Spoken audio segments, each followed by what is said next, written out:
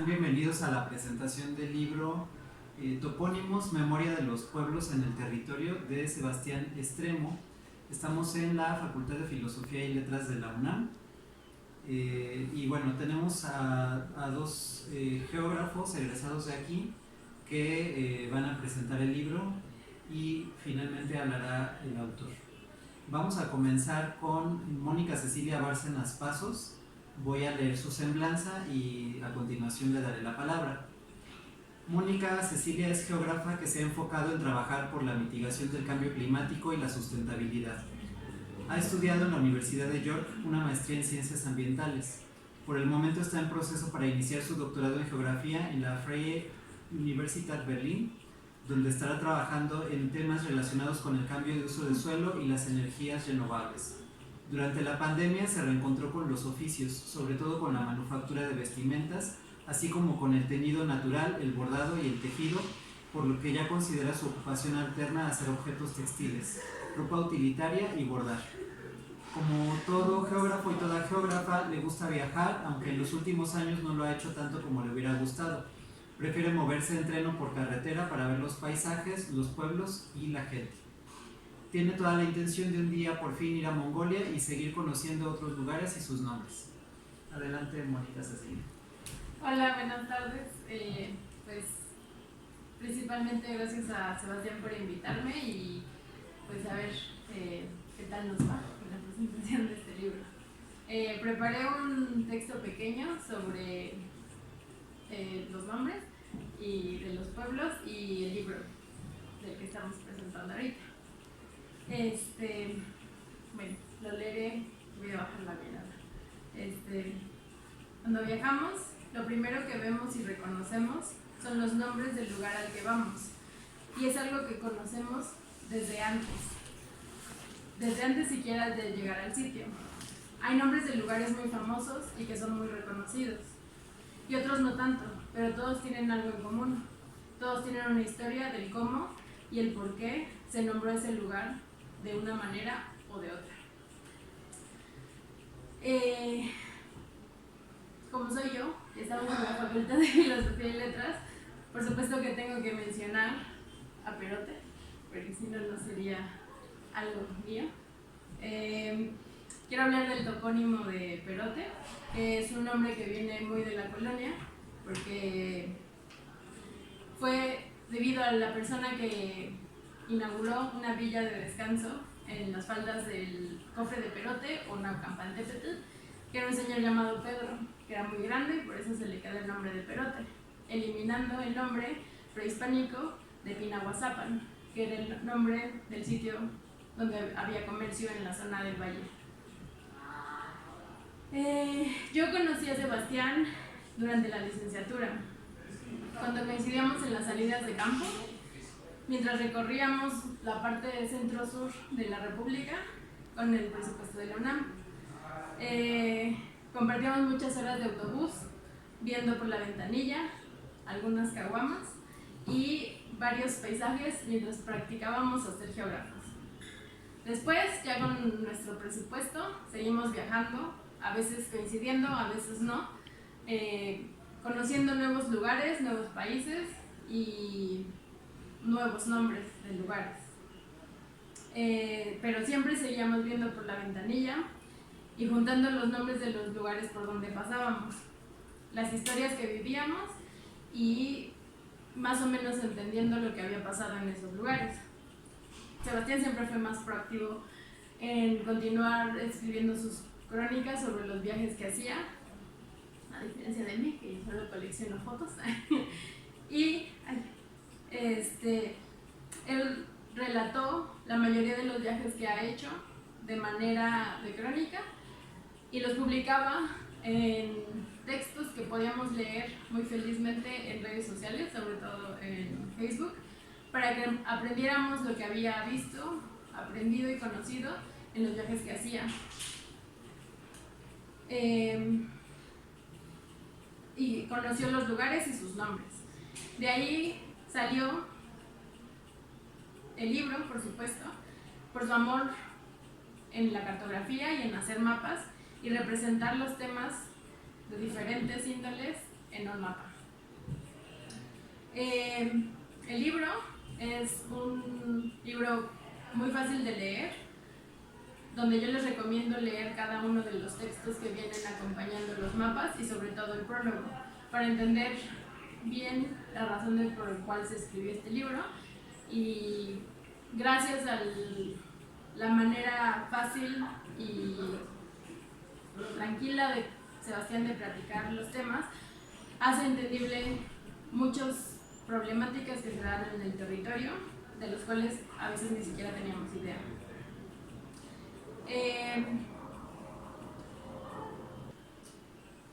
Muchas gracias, Mónica Cecilia. Sí. Vamos a darle la palabra ahora a nuestro segundo comentarista. Él es Santiago Mora Cogolert. Sí. ¿Cómo se pronuncia? ¿Está bien? Sí, está bien. Sí. Santiago es especialista en sistemas de información geográfica y cartografía. Formado como geógrafo en la Universidad Nacional Autónoma de México, sigue su formación en ingeniería geomática y cartografía en la Universidad de la Sorbona en París. Desde 2014 su trayectoria profesional se ha orientado a proyectos de ordenamiento territorial y periodismo, buscando siempre comunicar a través de los mapas con un público amplio, tanto en medios impresos como digitales. Bajo dichas líneas de interés es cofundador de la agencia de cartografía Taller Ciranda desde 2019. Adelante, Santiago. Muchas gracias y bueno, pues reitero el agradecimiento a Sebastián, pero también pues a todas las personas que nos acompañan hoy. De verdad que para mí es un gusto, pues aunque sea de manera breve, presentar este librito de topónimos. Y pues en particular me gustaría hablar de lo que ha sido el proceso por el cual hemos logrado, y pues de la mano es así un extremo, llegar a este objeto, ¿no? Un atlas, que no es cosa menor y ahora les voy a explicar por qué, pero Sebastián no me dejará mentir. Llegar a este primer atlas no es un esfuerzo que se reduce solo a los contenidos de este atlas, pero un proyecto que teníamos de lograr llegar a la elaboración de un atlas desde hace años. Entonces yo siento que en este objeto vienen sintetizados muchísimos esfuerzos de los cuales quisiera hablar. Pero para empezar me gustaría comentar un poco el prólogo del atlas. Pues a quienes ya lo tienen los invito a leerlo, porque el prólogo empieza hablando del Kurdistán, ¿no? Y de un viaje a la frontera entre Turquía y Siria. Y uno se dirá, bueno, pero me equivoqué, o por qué abrí un libro de topónimos de México y es que empieza hablando del Kurdistán, ¿no? Y creo que es clave en el mensaje que viene dentro de este libro, y es que para empezar a hablar de las cosas, un primer incentivo que tenemos como geógrafos es el viaje. El viaje o el trabajo de campo, porque pues es, así sea un viaje sin rumbo, es en esos momentos en los que nosotros, pues con la formación que vamos teniendo como geógrafos, vamos contrastando lo que vemos en el pizarrón, en clase, con lo que está ocurriendo realmente afuera.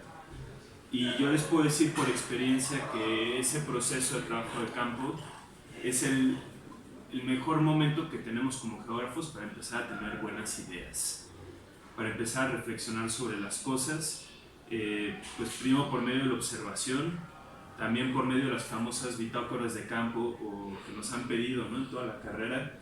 No saben el papel fundamental que tiene o hablar o escribir las cosas, porque así pensamos. Entonces hablar de nuestros viajes, comentar nuestros viajes, son un foco de inspiración y de ideas, pero también y fundamentalmente nos ayuda a comparar también, ¿no? ¿Por qué un lugar es distinto a otro?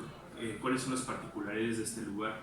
O mejor, ¿en qué se parece este lugar que se encuentra en la antípoda casi de México? Bueno, no realmente, pero muy lejos. ¿Qué tiene que ver ese lugar con México? Y es ahí donde empezamos a cuestionarnos sobre lo que aprendimos también en clase, ¿no? ¿Qué parte de lo que aprendimos embona con lo que estamos viendo y qué falla, ¿no? Hay un principio de la geografía cuantitativa, ¿no? Que dice que todo está relacionado con todo lo demás, pero las cosas más cercanas están más relacionadas con las cosas más distantes. Y lo primero que yo me doy cuenta al leer esta obra es que eso no es del todo cierto. que tal vez un campesino mexicano se va a parecer mucho más a un campesino kurdo, o que tal vez un habitante de la isla de la Reunión se va a parecer mucho más a un habitante de Martinica, por compartir una misma historia colonial, más que las mismas personas dentro de un mismo espacio, ¿no? Un campesino mexicano tiene mucho más que ver con un campesino kurdo que pues conmigo, por ejemplo, ¿no? Entonces, creo que lo que nos damos cuenta es que sí hay, la lucha de clases está presente en todo el planeta, y creo que a través de estas configuraciones sociales nos damos cuenta que también pues, se produce un territorio, y que esas explicaciones las podemos encontrar patrones entre Asia, México, África y Oceanía, evidentemente, ¿no? Entonces, ¿qué es lo que pasa? Pues que yo creo que desde estas observaciones que nos menciona Sebastián en su prólogo, pues uno se da cuenta que ocurren cosas semejantes en México, y que entonces tenemos cosas que aportar como geógrafos sobre lo que ocurre en nuestro propio país. Estamos representando toda la información con el mismo grado de importancia, sino que estamos invitando al lector a recorrer con un camino que Sebastián decidió cómo quiere que se recorra la lectura de este mapa, y entonces pues los invito también a pensarlo desde ahí, porque se van a dar cuenta que finalmente cada uno de estos mapas encierra una reflexión importante sobre cómo están presentadas las cosas. Y finalmente quisiera hablar de cómo llegamos ahora sí de la idea de un atlas a un objeto, y con esto me gustaría terminar, y es que llegar a un libro no es fácil, y no es fácil sobre todo cuando no se hace en el marco de una universidad o en el marco de una institución que te va a financiar eso. Este es un proyecto en el cual Sebastián lo que se propuso era tener toda la libertad de hacerlo como él quería, y encontrar las maneras de llegar desde una intención tan personal como la de Sebastián a un objeto como este, que pues hoy en día tenemos la fortuna de compartirles. En realidad no ha sido tarea fácil, y yo quisiera compartir simplemente pues un consejo de cómo ir avanzando hacia esto, que es simplemente pues explicando cómo lo logró Sebastián a través de este proceso, y es empezar mapa por mapa, idea por idea. Estos mapas en realidad son una compilación de algo que existió primero en redes sociales, pequeños posts de redes sociales diciendo, bueno, pues hablemos del pulque, hagamos un mapa sobre el pulque. Hablamos del sufijo chen, hagamos un mapa. Y publiquémoslos en redes sociales y veamos cuál es la reacción de la gente. Y a partir de eso hubo muchas enseñanzas que le permitieron a Sebastián ir constituyendo el cuerpo de este atlas, y sin darse cuenta en qué momento pues ya tenía todo el material necesario, y una vez que ese material ya existe, los pasos que siguen son más fáciles, y bueno, lo comento porque precisamente este mismo método es un método que me compartió pues Atlántida Col, pues quien deseo esté descansando en paz, que fue una de las fundadoras del Atlas de México que publicó el Instituto de Geografía, y empezó exactamente de la misma manera, con un mapa tras otro. Entonces, pues finalmente de mapa en mapa hemos llegado a esta obra, y pues no me queda más que felicitar a Sebastián por el resultado, y invitarlos pues no solo a leerlo, pero también a todos los que están aquí, los que nos escuchan, a compartir sus propios trabajos y darse cuenta cómo a través de este ejercicio van a ir creando su propia obra. Y bueno, eso sería todo. Muchas gracias. Sebastián Estremo Paredes nació el 3 de noviembre de 1991 en la Ciudad de México. Es licenciado en Geografía por la Facultad de Filosofía y Letras de la UNAM y maestro en Estudios de Asia y África con especialidad en Medio Oriente por el Centro de Estudios de Asia y África del Colegio de México.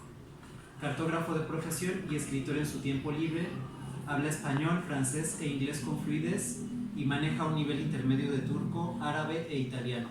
Su vida académica la ha dedicado prácticamente en su totalidad al estudio del Kurdistán. Adelante, Sebastián. Bueno, hola a todos. Bueno, me presento porque está raro el formato aquí. Es la presentación del libro, pero ya está preparado. Bueno, antes que nada quisiera agradecer a Israel Primero que nada, como decía Santiago, esto comenzó como un proyecto en redes sociales, ¿no? Y comenzó como un proyecto de redes sociales porque era la forma más sencilla de hacer ver cartografía a un público más amplio desde fuera de un marco institucional. Por medio de redes sociales, Israel en alguna ocasión me contactó y me invitó a la primera jornada de topónimos de México, la cual, bueno, desde mi punto de vista fue un éxito, no solo por las ponencias, etcétera, sino por los topónimos. El tema de los topónimos no es un tema que esté en boca de todos, ¿no? Sin embargo, ese esfuerzo de hacer estas jornadas y posteriormente el siguiente evento que hubo ahorita en octubre, pues nos hizo ver que hay muchas más personas trabajando temas de topónimos de las que uno hubiera podido pensar. Yo cuando empecé a hacer la serie de topónimos, pues la verdad es que no conocía a nadie que también hiciera cosas de topónimos. Yo en realidad lo hacía por un interés, yo no lo estudié como tal, ¿no? Yo lo hacía por un interés más empírico, ¿no? Que eso ahorita lo voy a explicar un poco más, pero viene en el prólogo del libro. Pero por ello quiero primero agradecer a Israel porque estos esfuerzos, como un poco de la nada, siempre es muy difícil empezar, pero posteriormente pues esperemos esto lleve a que en todo caso los estudios toponímicos pues tengan mayor alcance y mayor auge en México, pues por la importancia que tienen, ¿no? Desde muchos puntos de vista. Ahora, ¿por qué invité a Santiago y a Mónica? Empiezo con Mónica. Mónica, pues como texto, bueno, una muestra de que se pueden hacer cartografía de cualquier tipo de cosas. Ahora, ¿por qué hice un libro de topónimos? Y eso pues viene en el prólogo del que ya mencionaba algo Santiago. Todo comenzó con un viaje al Kurdistán, ¿no? Todo comenzó con un viaje al Kurdistán en el cual, sin hacer muy larga la historia, pero me di cuenta de la importancia que tienen los topónimos porque yo iba a un pueblo que está en la frontera con Siria que se llamaba Maser. Maser es un topónimo en kurdo, pero cuando yo me dirigí hacia allá y busqué en Google Maps dónde estaba Maser, estoy hablando del 2014-2015, pues resulta que no había ningún Maser en Google Maps, parecía como un pueblo que no existía. Maser es un pueblo que está enfrente de otra ciudad kurda, en el lado sirio, que se llama Kobane, que en ese momento estaba siendo bombardeado por el Estado Islámico, bombardeado por la OTAN y asediado por el Estado Islámico, ¿no? Yo iba ahí como con una intención de, pues no es la palabra adecuada, pero digamos humanitaria, ¿no? De llevar, iba a ofrecer mi fuerza de trabajo, por así decirlo, pero también zapatos, ropa, etc. Y pero a la hora de buscar al pueblo donde se supone que yo iba y no encontraron el mapa, si quieren saber cómo termina la historia pueden leer el prólogo de mi libro. Pero me di cuenta de que los topónimos es algo muy simbólico, ¿no?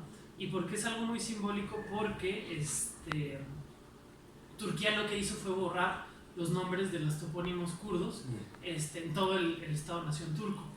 Porque bajo el nacionalismo turco se dice que no existen los kurdos, que los kurdos son turcos de la montaña, porque en Turquía solamente hay turcos. Entonces es un ejemplo de cómo por medio de la toponimia se busca borrar la memoria de los pueblos y con ello asimilarlos, erradicarlos. Ahorita voy a pararme 5 segundos para mostrarles una imagen más en sí del prólogo, y son precisamente de este pueblo del que estoy hablando, Maser, que en turco, como pueden ver aquí arriba, le cambiaron el nombre por Çaykara, que está allá arriba a la izquierda, y también en el nombre de la escuela, ¿no? El pueblo de Maser, de Çaykara, que insisto es un topónimo turco, está del lado turco de la frontera, y aquí cruzando, aquí se puede ver el bombardeo sobre la ciudad de Kobane, y aquí en esta colina, bueno, es muy, muy pequeño, pero es una estación militar turca, ¿no? Desde donde controlaban el área para evitar la solidaridad con los kurdos, etc. Entonces esa es la razón por la cual se me ocurrió hacer un libro de topónimos. Pero yo me di cuenta, bueno, no fue la razón por la cual hice un libro de topónimos, fue más bien cómo me empecé a interesar por los topónimos. El tema es que después me pregunté cómo se manifiesta la toponimia en México, ¿no? Porque el uso de topónimos y el valor simbólico de los topónimos no es algo exclusivo del Kurdistán, es algo que aplica para todo el mundo. ¿Por qué los nombres de los lugares son los que son? ¿Por qué la gente le pone nombres a personas o lugares? pues porque algo les representa. En el caso, por ejemplo, de las personas, les ponemos un nombre, pues porque nos gustó el nombre, o sea, de un hijo, pues uno le pone pues porque nos gustó un nombre, o por un santo, etc., ¿no? La razón por la cual nos interesan esos nombres no es azarosa, ¿no?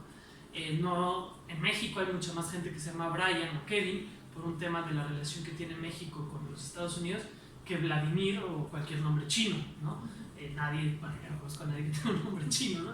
Entonces, no es solamente un tema de gusto, es un tema político, ¿no? Aunque a veces no se vea, digamos, desde una perspectiva tan clara, ¿no? A veces es algo que está un poco más difuso, ¿no? En otra presentación que hacía hablábamos del tema, por ejemplo, de los Mateos, por ejemplo, ¿no? Que es un nombre muy de moda, pero bajo cierto estrato social, ¿no? Entonces, los nombres de las personas pues definitivamente indican muchas cosas, ¿no? Y sobre el tema de los nombres de los lugares, pues es lo mismo. Solamente que aquí el punto es quién decide por qué se le ponen los nombres que se le ponen a los lugares. Con las personas, por ejemplo, en Irán, en Irak, en Siria y en Turquía, que son los lugares donde viven los kurdos, a los kurdos no se les permite ponerles nombres en kurdo. Por ejemplo, recientemente a esta muchacha que asesinaron en Irán por el tema del velo, bueno, el hijab, por no traer bien cubierta su cabeza, ella es una mujer kurda, cuyo nombre es Gina, ¿no?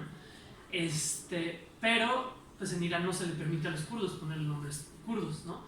Entonces cuando empezó este asunto, las manifestaciones, etcétera, se hizo por medio de su nombre no kurdo, lo cual simbólicamente sigue siendo muy poderoso, ¿no? Con los nombres de los lugares es exactamente lo mismo, ¿no? ¿Quién decide por qué un lugar se va a llamar como se llama? Pues es un grupo de personas.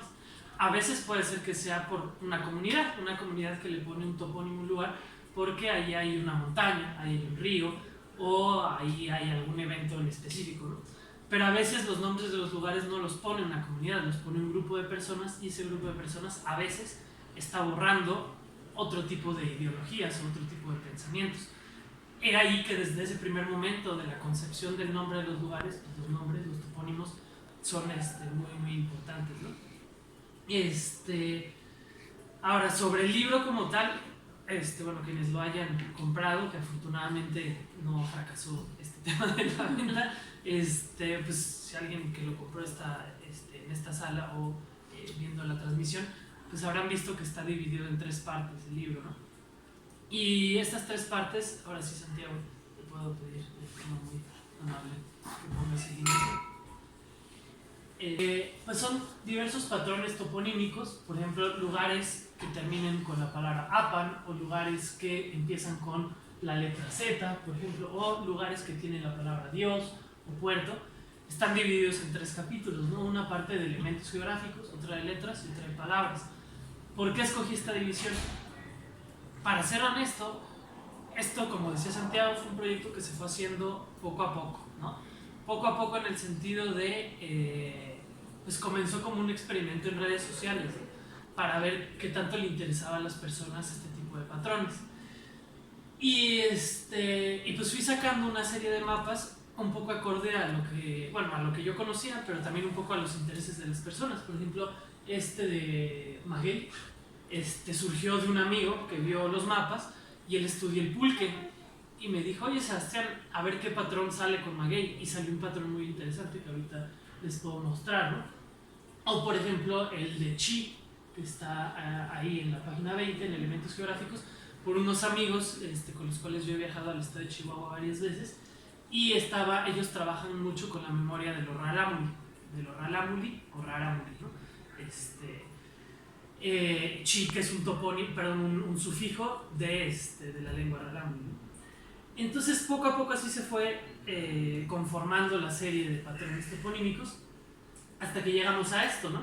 Elementos geográficos pueden ser, por ejemplo, locativos, ¿no? Como el caso del Chi, del rarámuri, pero también pueden ser apan, por ejemplo, que hace referencia al agua en náhuatl, o por ejemplo en la página 22 que está cuaro, no solamente cuaro, hay otros como huato, que es del purépecha, mejor dicho, huato, que es cerro, ¿no? En cambio, letras es otro capítulo que nos hace ver como ciertos patrones, ciertas frecuencias de letras. Me explico. En castellano, pues en español, pues, mejor dicho en castellano, no es muy común encontrar la letra K, ¿no? ¿Qué palabras en español conocemos que tengan la letra K? Muy pocas. Kiosco, se me ocurre, kimono, y basta, ¿no? O sea, no koala, hasta ahí, ¿no? Y sin embargo, ahorita es más, Santiago, puedes poner la página 38. Si nosotros vemos el patrón de lugares que empiezan con la letra K, tenemos un patrón muy interesante que ahorita van a poder ver, mi estimada audiencia, que es ¿no? Pues el patrón toponímico que nos está haciendo ver, ¿no? Si nosotros sacamos con puntos todos los lugares que empiezan con la letra K, que son 207 comunidades en México, quitando la palabra kilómetro y sus derivados, solamente nos sale la península de Yucatán, y nos salen topónimos como Kukulcán, que es, no confundir con y con la zona arqueológica. Sí. Esta es una aldea,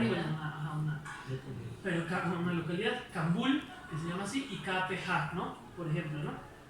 Pues claramente son mayas, ¿no? Y aquí la pregunta es, en este patrón decimos, pero el maya pues no se escribía, ¿no? O sea, con letras como el alfabeto latino que nosotros utilizamos, pues claramente no se escribía, ¿no? Esto es producto de una transliteración, ¿no? Y el asunto aquí lo interesante es por qué las otras lenguas, como por ejemplo el náhuatl, no tenemos un patrón aquí, ¿no? Porque por ejemplo, Santiago, podrías poner el mapa de Tlán, por ejemplo. El patrón que vemos, todos los lugares que acaban con Tlán, que Tlán pues es un locativo náhuatl, pues más o menos nos está dando una idea de la zona de influencia que tuvieron los nahuas previo a la llegada, bueno, ni siquiera previo a la llegada de los españoles, pero un poco una idea de la esfera de influencia de la lengua náhuatl dentro de lo que hoy conocemos como el Estado-Nación mexicano, porque esta influencia también se expresa en Centroamérica, pero quedarnos en México. Vemos, por ejemplo, este topónimo, Coyotitlán, que empieza con C. A lo que quiero llegar es, o sea, el sonido K, que es no es propio del maya, ¿no?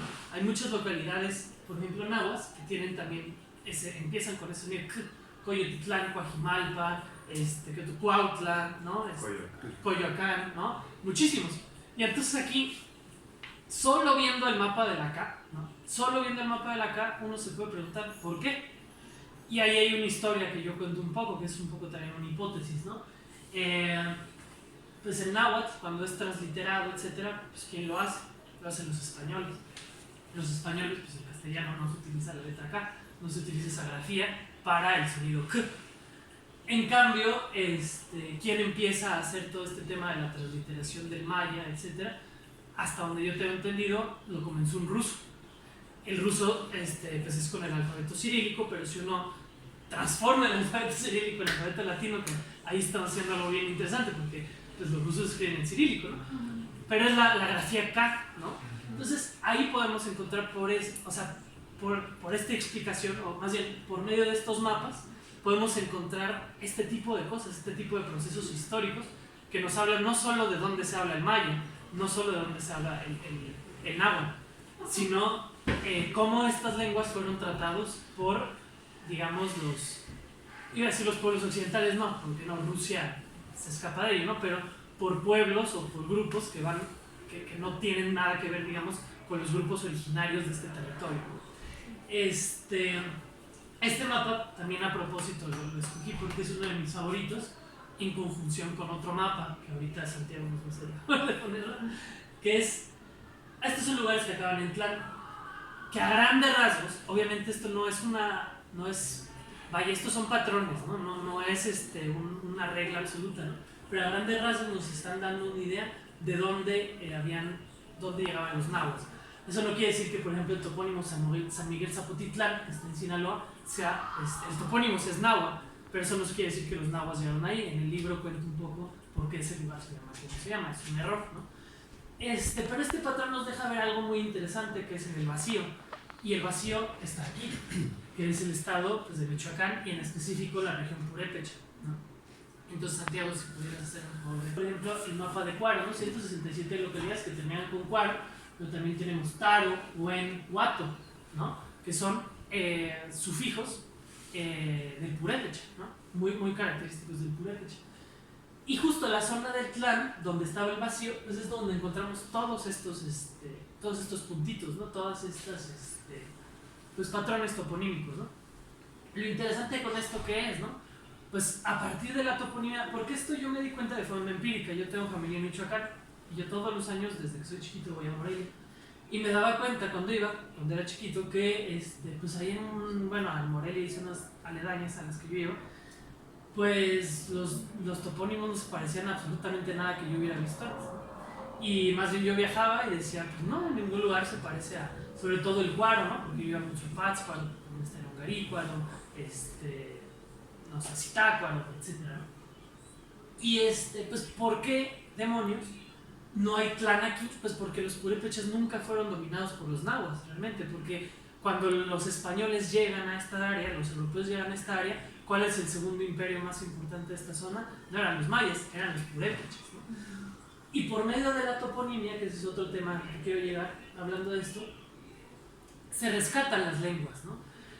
Aquí también yo no quiero pretender ser algo que yo no soy, ¿no? Yo no soy, primero que nada, yo no soy lingüista, ¿no? Soy un aficionado a este tipo de cosas, pero yo no soy lingüista. Y yo no hablo ninguna lengua, digamos, originaria de México, ¿no? O sea, no la hablo. Pero por medio de los patrones toponímicos yo me puedo dar cuenta como de ciertas cosas, ¿no? Y es el tema de que en Michoacán los nombres de los lugares no tienen un San Juan, por ejemplo, como si lo tienen prácticamente todos los topónimos de Oaxaca, ¿no? ¿Por qué? Y este libro, o sea, si hay una respuesta ante ello, que es el tema de la evangelización, el tema también de muchas comunidades en Oaxaca tienen toponimia náhuatl, pero no son náhuatl ellos son mixtecos, ellos son zapotecas, ¿no? Pero ya hay muchos procesos históricos que se están llevando a cabo que pueden explicar por qué las cosas se llaman como se llaman.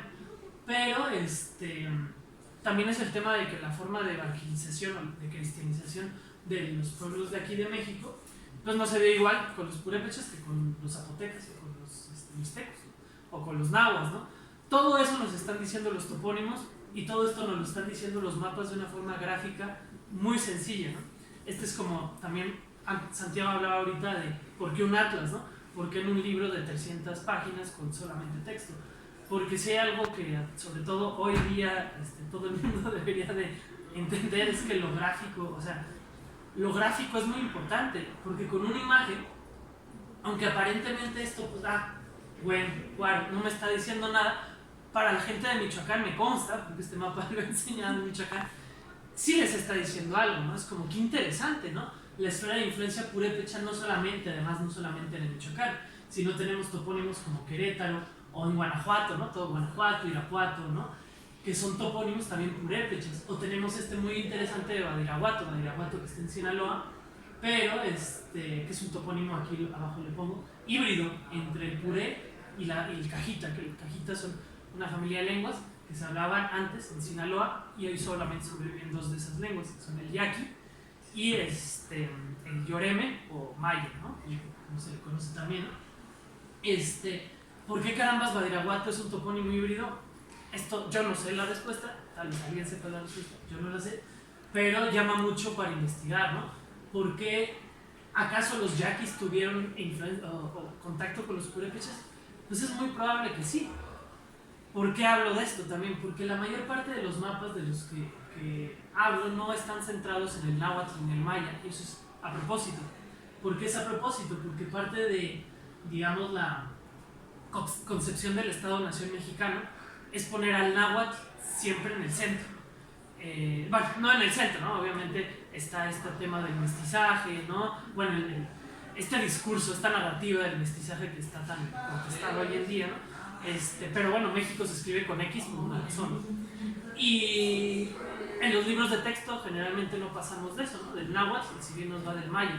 Y yo también por medio de toda esta serie de patrones toponímicos quería hacer mostrar que no solamente existen estas dos lenguas, que México es un país con una variedad lingüística. Eso es algo que Mónica, por ejemplo, en clases siempre me regañaba, siempre me decía, pero es que en México hay tantas, a ti que te interesan tanto las lenguas, en México hay tantas. Y tenía toda la razón del mundo, ¿no? O sea, investigando, haciendo mis patrones toponímicos, me encuentro entre mis viajes y entre los topónimos, entre Mónica regañándome, pues me encuentro muchísimos topónimos, muchísimas lenguas, ¿no? O sea, y aquí yo solamente represento algunas, y las que represento son aquellas que mejor conozco. El purépecha, pues porque he viajado a Michoacán toda mi vida. El yaqui y el mayo, o quebreme, pues porque he viajado varias veces allá al Rarámuri también, a Chihuahua, Sonora, Sinaloa. Pero sin duda este libro daría para una segunda edición si alguien quisiera darle presupuesto. Pues para el mixteco, por ejemplo, que el mixteco, no sé si Santiago podrías poner la Y. Esta zona de Oaxaca y aquí en Guerrero, un poco, sobre todo en Oaxaca. Aquí tenemos el patrón de todos los lugares que empiezan con la letra Y. Yo honestamente no sé mucho sobre los mixtecos, ¿no? Pero haciendo este patrón, que yo estaba esperando encontrar otro tipo de patrones, ¿no? Claramente se ve aquí en la zona maya, ¿no? De la península de Yucatán, Chiapas, y un poquito aquí donde se habla el Tenec en la Huasteca Potosina, y tal vez un poco ahí en Hidalgo, etc. También en el noroeste, en la Sierra Tarahumara, ¿no? Y en la costa un poco de la zona yaqui y de los Yoremes, ¿no? En Sonora, Sinaloa. Pero yo esperaba encontrarme otro tipo de cosas, y aquí me encontré un bolsón bien interesante. Investigando con la base de datos de INEGI, ¿qué me encuentro? Que muchísimos de estos topónimos empezaban con esta palabra, bueno, con este sufijo, prefijo, yucu. Entonces pues yo dije, pues ¿qué es yucu? ¿No? Y me puse a investigar, pues resulta que yucu, esta zona es una zona montañosa, pues es montaña, cerro, en mixteco. Y pues así, o sea, también como haciendo estos patrones yo aprendí muchísimo como sobre este tipo de cosas, ¿no? Y pues eso, ¿no? Esa era un poco también la intención del libro, como trascender la lógica centralista o de la Ciudad de México y de lo náhuatl, como también llevarlo a otros rincones del país, pero también admito, con mucha ignorancia, por ejemplo hay lugares donde yo nunca he ido a Tamaulipas, y una de las personas que, bueno, yo, como este es un proyecto independiente, yo también soy el que se encarga de vender los libros, entonces afortunadamente conozco a todas las personas que me han comprado un libro, menos a las que se las mando por correo, pero pues siempre platico con todas las personas. Y había esta muchacha que era de Tampico, y nos pusimos a platicar, y le decía, fíjate, de Tampico, bueno, de Tamaulipas la verdad es que no, yo traté de representar lo más posible todo el territorio, pero de Tamaulipas la verdad por ignorancia, ¿no? Y ella me comentaba, hay un patrón bien interesante en Tamaulipas, que es TAM, ¿no? Tan evidente, pero pues yo ya sabía. Tampico, Tamaulipas, pues parece obvio, pero pues si nunca has ido, es más complicado darte cuenta. Y entonces insisto, para si hay alguna persona aquí con presupuesto para financiar una segunda edición, podría añadirse el TAM, como ese tipo de patrones, ¿no? Y entonces aquí ya hablé un poco de las letras, porque las letras, tan solo con la letra que empieza un topónimo nos está diciendo cosas. También ya hablé de sufijos o prefijos, que es algo un poco más evidente, pero no sé si podrías pues es la sección más pequeña, pero son 6 mapas, ¿no? Y el primero de ellos, ahí sí puedes poner difícil, es el del maguey, por ejemplo, que decíamos. Y aquí en el del maguey lo interesante es, en rojo están todos los lugares que empiezan con, bueno, más bien que tienen la palabra maguey, y en amarillo todos los que tienen pulque. En México hay 3 o 4 localidades, ya no me acuerdo bien, que tienen la palabra pulque, ¿no? Una está en Michoacán, la otra en Puebla, y esta otra en el Estado de México, ¿no? Lo interesante aquí, uno ve esto, y bueno, el primer patrón que vemos es que hay un cinturón, tal cual aquí, un cinturón que es el cinturón del maguey, y también podemos encontrar aquí en azul, es todos los que tienen la palabra mezcal. Bueno, Jalisco, porque es mundialmente conocido, pues por el tequila, que el tequila pues está ligado evidentemente al mezcal, pero por ejemplo en Jalisco, algo que no sé, mucha gente no sabe, yo eso lo aprendí mucho con mi amigo Gonzalo, que es el que ahora sí que me daba trabajo en temas de pulque, haciendo mapas, etc. Pues las variedades pulqueras que hay en todo México, y en Jalisco también se produce pulque, ¿no? Cerca del lago de Chapala, hace poquito fui a un lugar que se llamaba del Membrillo. Antes de llegar a Chapala,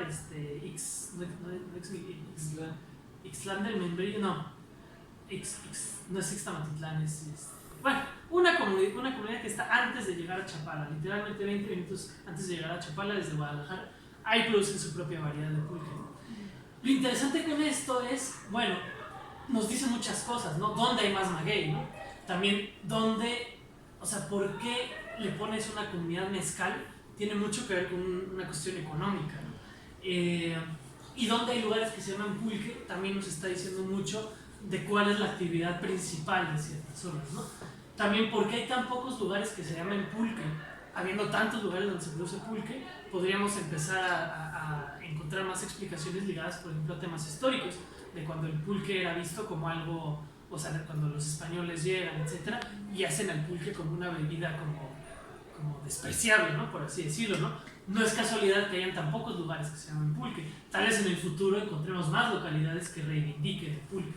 Tal vez tantas como mezcales, ¿no? Que eso es muy interesante, ¿no?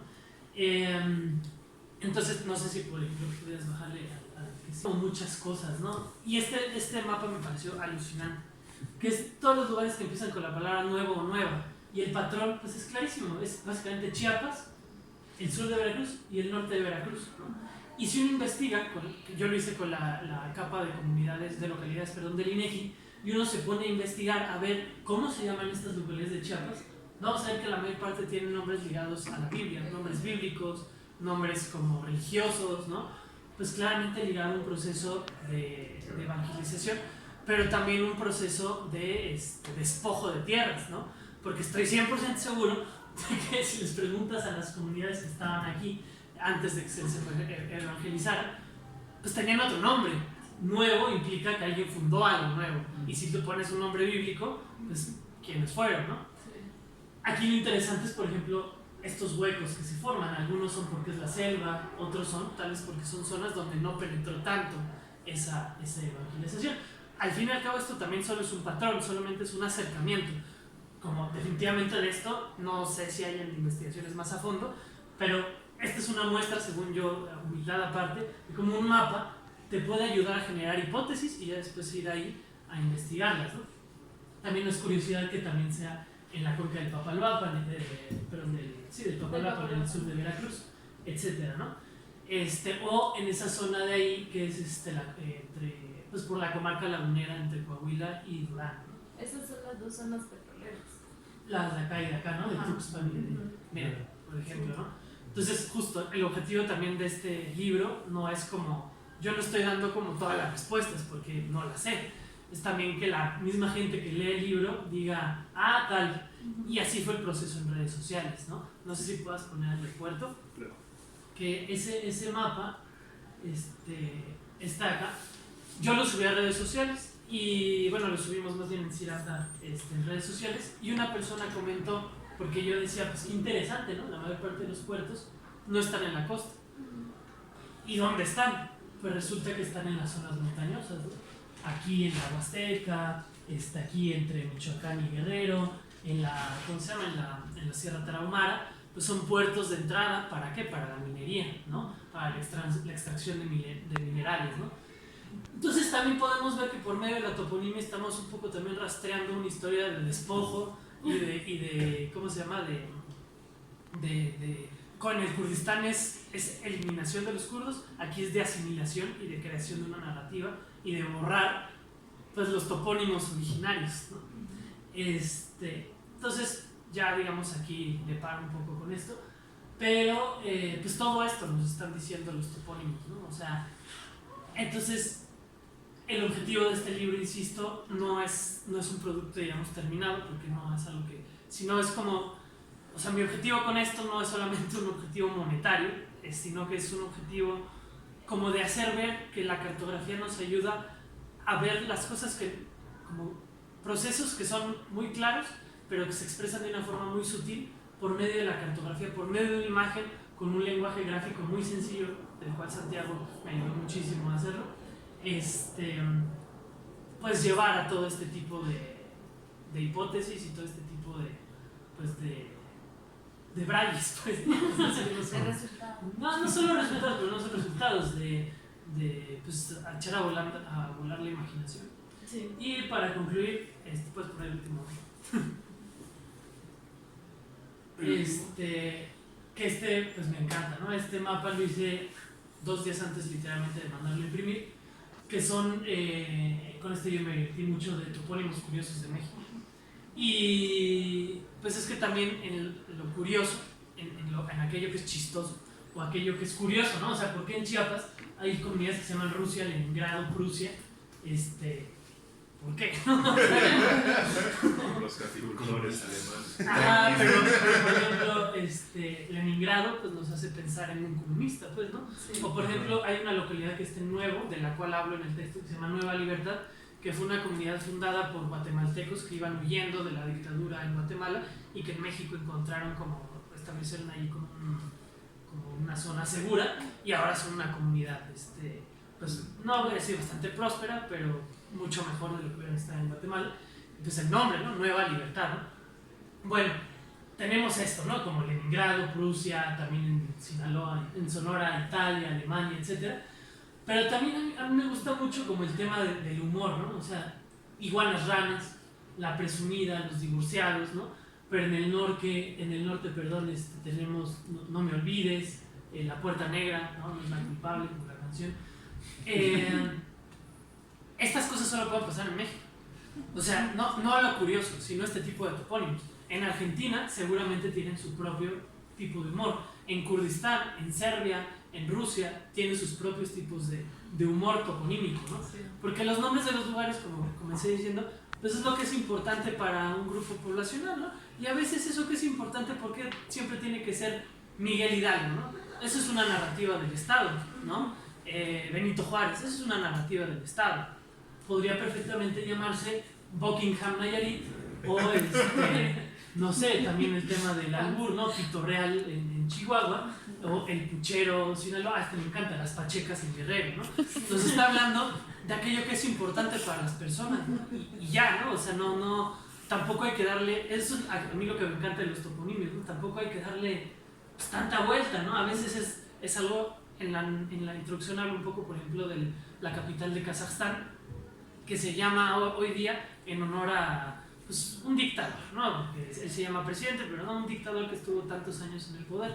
Esa es una narrativa del Estado, pero los nombres también de la gente pueden perfectamente ser Sin Pensar, o mis dos favoritos que están en Sonora, que es Ya Casi, en el centro de Sonora, y Si Se Pudo, justo en la frontera, lo cual nos lleva a pensar en los migrantes, ¿no? Sí. Yo prefiero vivir en un lugar que se llama Si Se Pudo a Miguel Hidalgo o Benito Juárez. Si puedes. Sal si puedes, ¿eh? Sí. O el buen Tabasco, tal vez yo no quisiera vivir aquí, no te metas. Es más tétrico, ¿no? Pero pues eso, ¿no? Y en cada lugar es distinto, en Estados Unidos tienen su propio humor, etcétera, etcétera. Y pues ya con esto creo que di un panorama general de lo que va el libro. Y a mi gran audiencia, no se mueran nunca.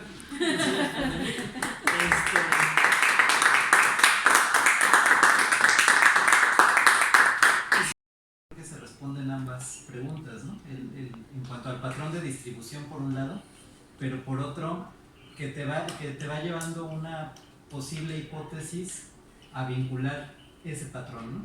Entonces, en ese sentido, también, por supuesto, el reconocimiento a la cartografía que están haciendo.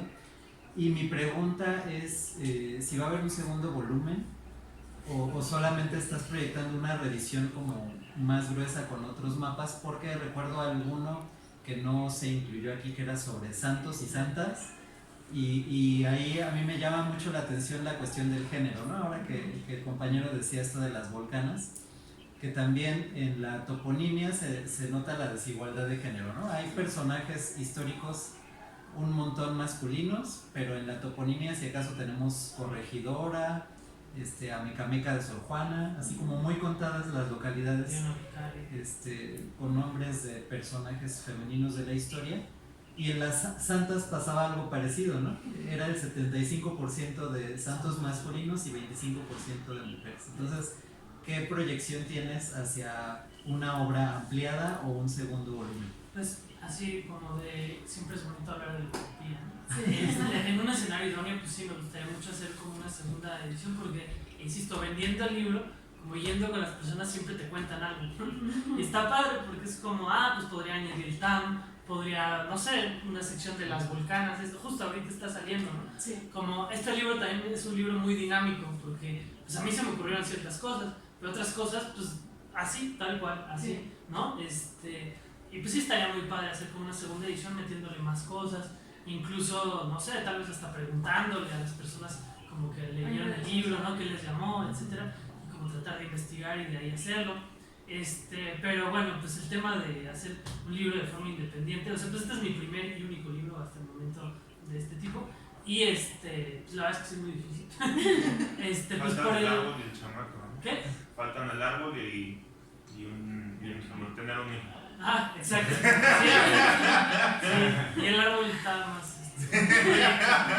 Pero ¿cómo se llama? O sea, es muy complicado como hacer un libro así por tu propia cuenta, más porque también como en las convocatorias, esto es algo que en Taller Ciranda realmente tratamos un poco de cambiar, ¿no? Queremos hacer como nuestro aporte un poco a México, ¿no? Como en las convocatorias como no hay nada para cartografía específicamente, entonces si uno lo mete como algo de texto, la cartografía va a ser como en segundo plano, no es prioritario.